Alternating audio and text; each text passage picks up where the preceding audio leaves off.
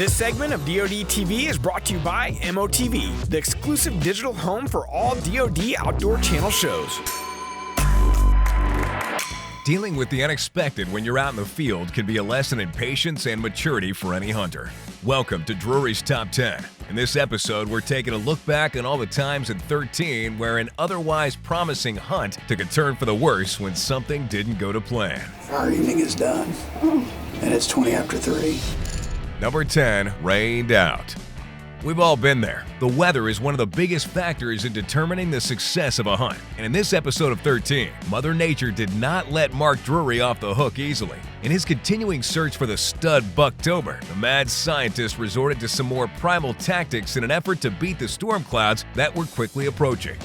It sounds crazy. It's not what we normally do, but let's try and make a spot and stalk with all this wind and all that grass. You never know. Unfortunately, it wasn't enough to find the monster buck before the rain quickly brought the hunt to a damp end. Man, get wet out there on a night like this. Number 9, the rangefinder. Just as often as not, a plain old accident can end up resulting in the loss of a monster stud. In this episode from the first season of 13, Taylor, Drury, and Mark were posting up in a blind during the October lull when they spotted a nameless giant feeding by himself out in the field. That's the big one. What might have become a textbook hunt, however, took a nosedive when the younger hunter accidentally dropped the rangefinder she was attempting to pocket. Oh, Taylor. The beast may have lived to see another day, but not without getting a name for its troubles. We decided to call him Ranger. Number 8, creaky window. Box blinds can be excellent ways to keep a hunt going strong year-round. But in the case of our number 8 spot, it wasn't as much of a boon for Terry Drury as it was a hindrance. While trying to track down a monster buck nicknamed G3, Terry found himself rushing to the blind on a chilly December morning, and for good reason. Oh, here we go. There's the deer we're after. Unfortunately, while lowering the window of the blind, a series of creaks alerted the quarry to Terry's presence.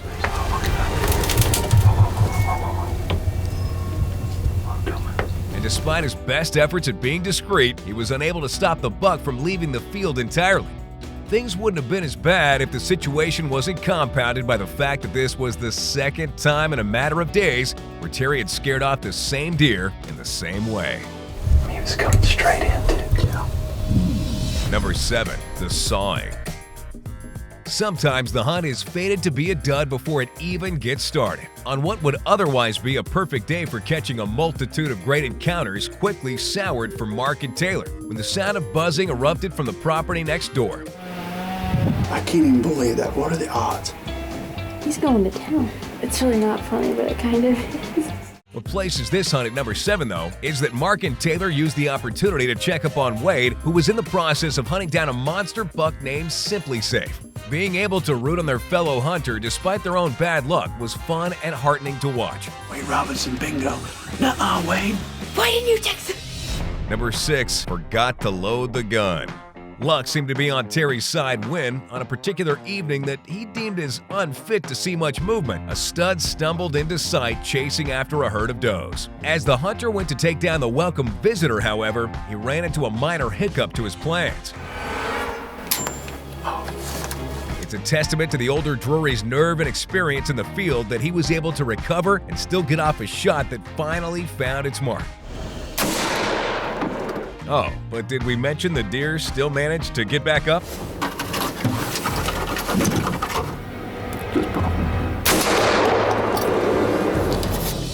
Number 5, double trouble. No one could doubt the natural ability to bring down giant studs when it comes to Taylor Drury. It seemed as though the stars had aligned to bring her yet another trophy in the form of the buck nicknamed Dirty Little Secret. The neighbor had other plans. This should be the night that Dirty Little Secret shows up. And about the time I had that thought, everything came undone. Taylor ran into 2 different instances where a nameless outsider would ruin her chance to lay down the perfect shot on her target buck. The second occurring when Dirty Little Secret was within shooting range, and a truck started doing donuts behind them.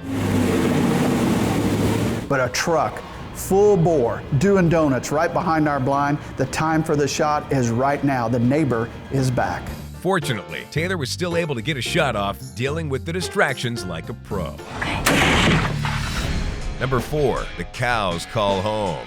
Sometimes you just have bad luck. On a day that looked otherwise great for some awesome encounters, Matt Drury had more than his fair share of interruptions. Things quickly went south when some unexpected visitors arrived.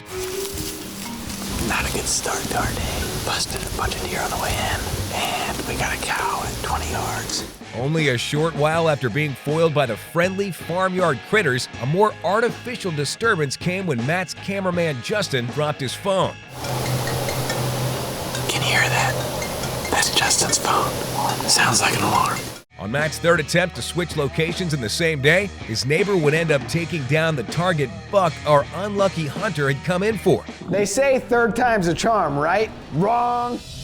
Number 3, Canine Conundrum. On what is one of the more scenically beautiful hunts on our list, Wade Robinson found himself facing down one of his seasoned shooters when it was drawn in by a decoy. With his PSE in hand, it seemed like the perfect scenario to take down what appeared to be a monster buck. This would never come to pass, however, when two of the neighbor's dogs invaded the food plot, clearing it of any sign that the stud had ever been there to begin with. Are you kidding me? We haven't seen a dog in how long? Never seen one on this farm. Never. That was one of our shooters, too. Another day, another dog. Number 2, Homeward Bound. During this hunt from the early beginnings of 13, Terry Drury found himself facing down yet another set of canine disruptors. I've been battling this for 10 years now on this particular farm, and everybody has the same solution.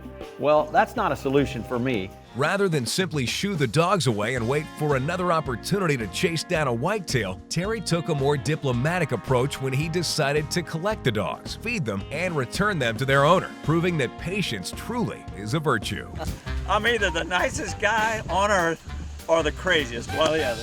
Number 1, it all comes crashing down. In the same phase that Mark Drury's spot and stock of Bucktober was spoiled by some inclement weather, he had a bit of worse luck when things literally came crashing down.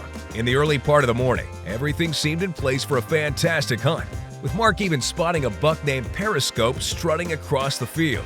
It wasn't much later, though, that things became a little more dangerous. And it's about 9 o'clock, and we're sitting there in that high-rise hunter. I heard a pop, and then within seconds, that blind was going down. Fortunately, the duo managed to push through the incident without any major injury, and we're back at it within an hour. All right, Mark, let me get this straight. You have a near-death experience. First thought in your mind, we gotta check the camera. That's why they call him the mad scientist. Did you agree with our list? What's a hunt where you were interrupted from laying down a monster buck? And while you're here, check out all of the amazing content right here on DOD TV.